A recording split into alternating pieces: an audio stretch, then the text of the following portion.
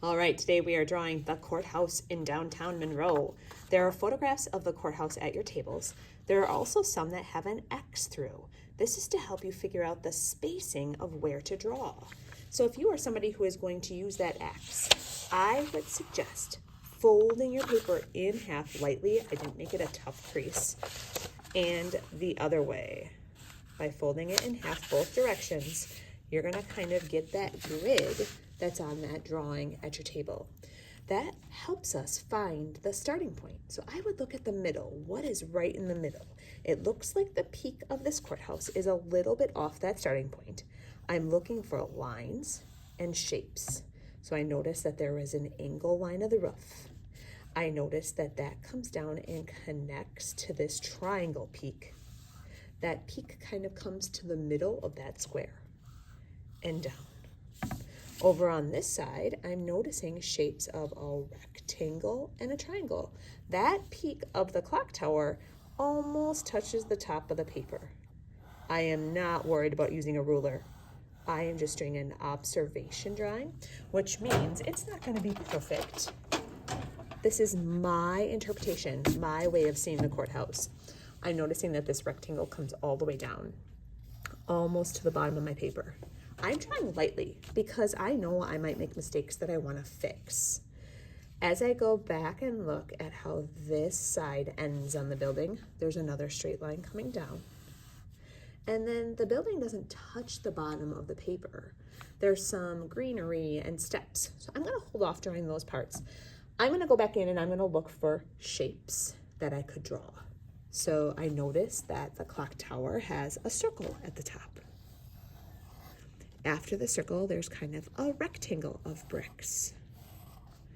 I see a half circle of bricks. Under that half circle, there's 3 rectangle windows. I'm gonna start with the middle one, and then I can draw 1 on each side. So my next step, after I've kind of drawn that outline and figured out where everything's lining up, is to look for shapes. I am gonna jump to that part. I have done that on this one. I have found all the shapes as best as I can. I have not finished all the detail. I'm not worried about you drawing the cars. I couldn't find a picture without the cars, but I do have the steps. There's some shrubs at the bottom that go right off the edge of the paper. So in the beginning, I have used lines and shapes and also space. By creating this X, I've use the X to help me find the spacing of everything.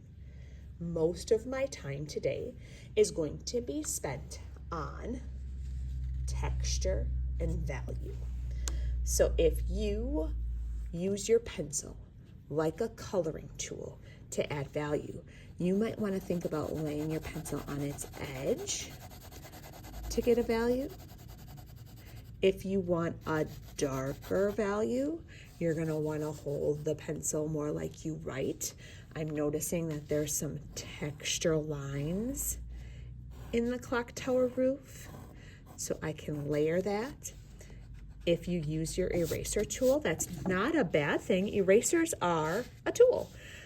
As I'm adding value and texture, I might notice things that I missed, some details on that clock tower. So I'm going to jump ahead, and I did start to add value to this one. So even the sky, if I look at the sky of this picture, it's not completely white. I can especially see it on here. I might add a really light value in the sky. I'm holding my pencil way back, turning it on its side to get that light value. The minute I have a darker value, I'm going to hold it closer.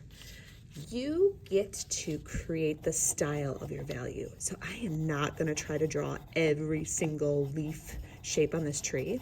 I am using my pencil like a drawing tool or like a writing tool, like I'm writing out my name, and I'm using it to create some texture in the tree to make it look like leaves.